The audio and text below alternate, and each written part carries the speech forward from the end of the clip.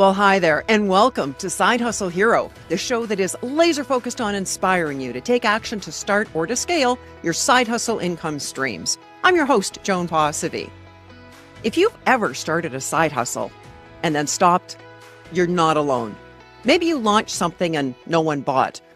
Maybe you were consistent for a while, then life got busy and it slowly faded out. Or maybe you stopped because you started asking yourself, this isn't making money. Is it really worth continuing? But recognize that in the early stages, a lack of income usually doesn't mean the idea failed. It means you are still in the learning and validation phase before money typically shows up. If any of that sounds familiar, please know this.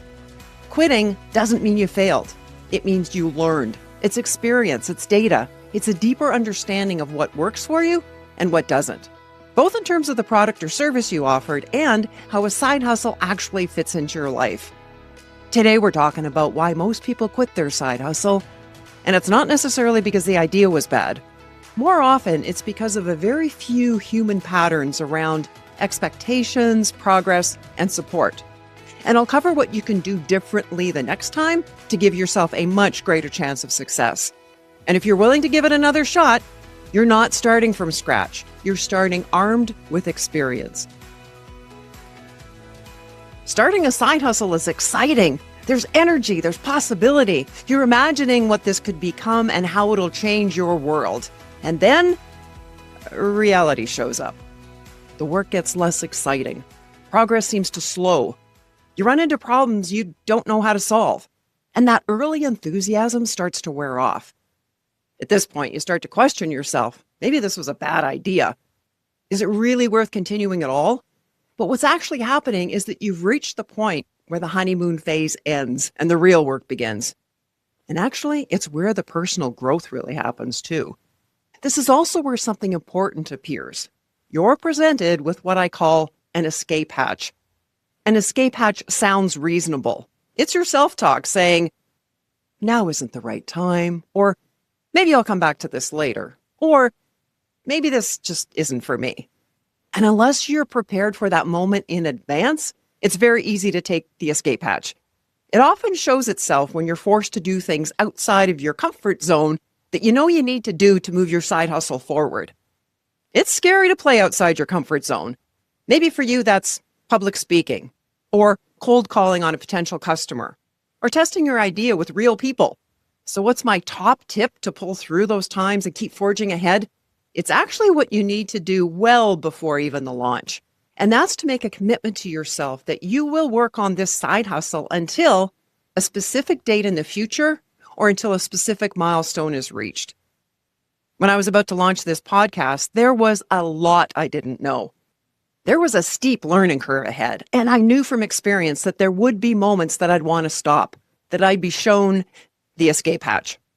So well before I launched, I made a commitment to myself.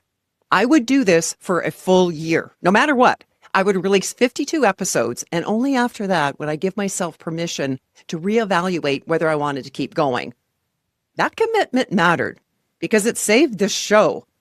There were times early on when I couldn't see a clear way forward. In the early days, finding guests was difficult. I wasn't sure what listeners actually wanted to hear. And don't even get me started on figuring out podcasting with video. A green screen I tested early on nearly caught fire after I accidentally placed it too close to one of the lights. There were definitely moments when I wanted to give up, but because of that earlier decision, quitting wasn't an option. I had already made a commitment, and because integrity is a value that I hold dear, I had to keep my word to myself, which meant finding a way forward. And that single choice is one of the reasons that you're hearing this now, as Side Hustle Hero podcast is now well into its 4th year. Challenges and setbacks are not signs to stop. They're part of the process. And it's what growth feels like. So if you don't want to quit at the first real obstacle, decide in advance how long you're willing to stay in the game. Here are the 3 main reasons people quit their side hustle. 1 is starting too big, too fast. They're trying to do way too much too early, all the while trying to juggle a full-time job, possibly family and friends, and life in general. They start with a version that's simply too big. Too many ideas at once, too many tools, too many platforms, too many expectations, all layered on top of an already full life. Instead of testing a small, contained version of their idea, they try to build the entire thing right out of the gate. A full website, a full brand, multiple social platforms, a polished offer before they've even had a single real conversation with a potential customer. At first, this feels productive. You're busy, you're building, you're checking boxes. But underneath that activity, your side hustle is starting to feel overwhelming. And when progress doesn't match the effort you're putting in, frustration sets in fast. This is where people start thinking, I just don't have time for this, when the real issue is that they've made it far more complicated than it needed to be. Starting too big also creates unnecessary pressure. When I first decided to launch this podcast, my intention was to do everything at once, audio and video, including YouTube. But very quickly, it became clear how steep the learning curve already was just to get the podcast off the ground. Adding video on top of that meant an entirely different set of skills at the same time. So I made a choice. In order to actually launch, I had to let go of video. I focused on audio only instead of trying to do everything at once. It wasn't until more than a year and a half after launch, once the podcast was established and the systems were in place, that I added video. Side hustles aren't meant to start as totally polished, finished products. They're meant to start and build in stages. One offer, one audience, one simple way to validate whether there's interest.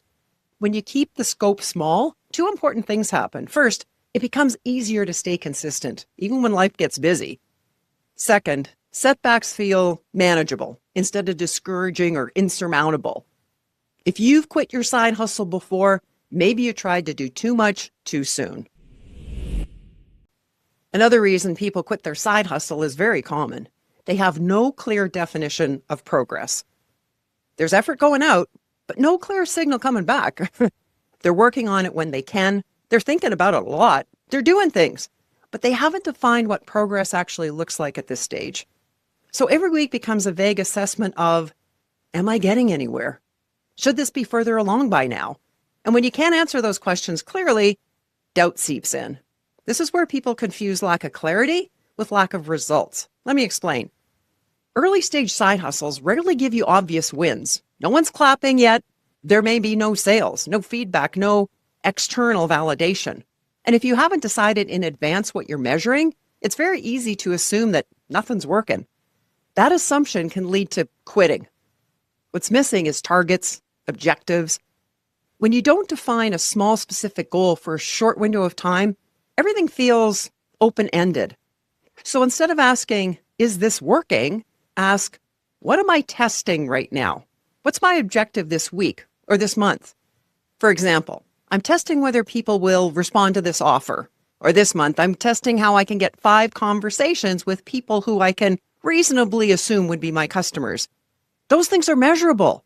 They give you feedback, and they turn uncertainty into information. And about revenues coming in, or the lack thereof, the issue is that income usually shows up after effort. When money doesn't come in as quickly as expected, it's easy to assume something is wrong. But in the early stages, the work is often about validation, learning, and positioning. Not profit, not quite yet. Without realistic expectations for when income should appear, the absence of money can feel like failure, even when you're on the right path. Progress in a side hustle isn't about big outcomes early on, despite what social media will have you believe.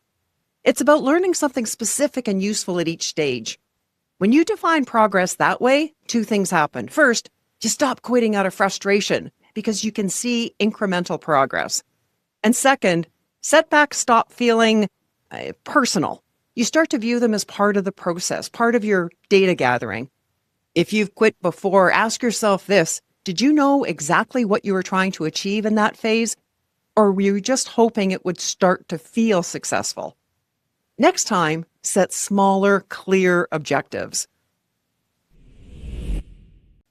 And lastly, a third reason most people quit their side hustle has nothing to do with ability, discipline, or even motivation. It's isolation. Side hustles are, by definition, something you work on outside the rest of your life. And that often means that you're thinking, deciding, and problem solving on your own. When you don't have anyone to talk things through with, Every challenge feels more daunting than it should. Uncertainty turns into self-doubt. And without perspective, it's easy to assume you're the problem. This is where people get stuck in their own head. They overthink decisions. They second-guess themselves. They delay taking action because they're not sure that they're doing it right. Over time, that mental load becomes exhausting, and quitting starts to feel like relief. What's often missing here isn't knowledge, it's feedback. It's a sounding board. Most of the challenges that stop people aren't unique. Someone has already solved the problem you're facing, or at least wrestled with something similar. But when you're working in isolation, you don't benefit from others' experience. This doesn't mean you need a big team or a formal program. It can be as simple as one person you check in regularly who's in a similar position, who can relate to starting and growing a side hustle, or a small group of people, or a mentor you trust to give you honest feedback. The point is to get out of your own head. Early in my professional speaking career, every Monday morning I had a standing phone call with Jan Pedersen, a fellow speaker who lived in another country but happened to be in the same time zone. We helped each other out immensely through the realities of the work. While my friends and family knew me well, none of them were professional speakers, so they couldn't really fully relate to the challenges of life on the road. Having someone who understood exactly what I was facing and could talk things through with me made an enormous difference in pushing through obstacles and getting through those tougher periods. Because when you can talk through a challenge, it tends to shrink. If you've quit before, ask yourself, were you trying to figure everything out on your own? Perhaps that was what needed to change. If you've tried a side hustle before and stepped away, know that when you pick up again, you're not starting from scratch. You're embarking with more knowledge and understanding than the last time. This time around, first, start smaller. Last time you may have tried to do too much too early. This time, choose a smaller version of your idea, but be clear about what you're working on and why. One offer, one audience, one clear focus. Second, define progress before you begin. Decide in advance what success looks like for the next 30 days and 90 days. Not revenue alone. Include effort-based markers like conversations and networking and engagement, whatever metrics make sense for you. Third, remove the escape hatch. Commit to a specific time frame or milestone and agree with yourself that you won't quit until you reach it. There will be challenges. There will be moments when you don't know what to do next. Those aren't signals to stop. They're part of the work. And finally, don't do this alone. Put yourself in regular contact with people who understand what you're building. People who can actually relate to the challenges you face. That'll provide perspective to help keep doubt from running the show. This is how you give yourself a real chance without wanting to quit too early. Well, that's a wrap for today. If our chats are sparking your entrepreneurial spirit and providing valuable insights, consider showing your support by visiting sidehustlehero.com/support. That's where you can shoot me a virtual coffee. It's a real thing and a fun way to give the show a caffeinated thumbs up. Thank you so much. In the episode description, you'll find a link to our full show notes, which live at our website, sidehustlehero.com. If you're enjoying what you're seeing in this podcast, it would be so appreciated if you would take a moment and add your comment, share the episode, and please subscribe. It'll let others know that there's valuable content here to help them start and grow their side hustle. Thanks for watching, and hustle on.